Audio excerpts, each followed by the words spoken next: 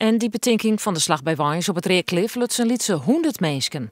De meesten van haar maar gries hier. Daar maakt de organisatie om grote zorgen over.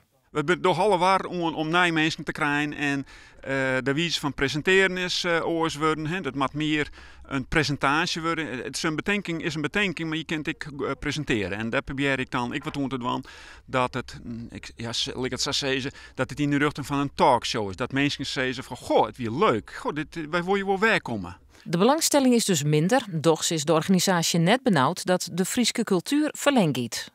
Dat wordt al 400 jaar zijn. Ik heb Pim Monelien het boek van Tusk en Taal lezen. En toen we er al spraken, het Fries school van een rond 1600.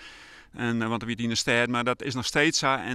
En wat net voortrekken is de Friese cultuur, de wijze van denken. Want dat is ook een cultuur, die is ook heel apart. Er wordt wel bezocht de jonge Rijn te loeken, maar oren discussiethema's die het meer van deze tijd binnen. Dit hier gaat het om hoe sjoggen de nieuwe en de oude Friesen elkaar. We leven in een land dat een hele grote Friesen wat een dubbele identiteit heeft in zijn vier, als je dat zegt maar. Aan de ene kant ben ze solidair met het land wat ze in leven. Aan de andere kant wil ze graag haar eigen bewaren. En dat, ja, die ene die zit wat meer aan de kant van de eigen identiteit en daar moeten we voor opkomen. En de andere zegt, jongens, geen probleem van mij. We leven hier in dit land. Er zijn echt wel andere problemen in de wereld.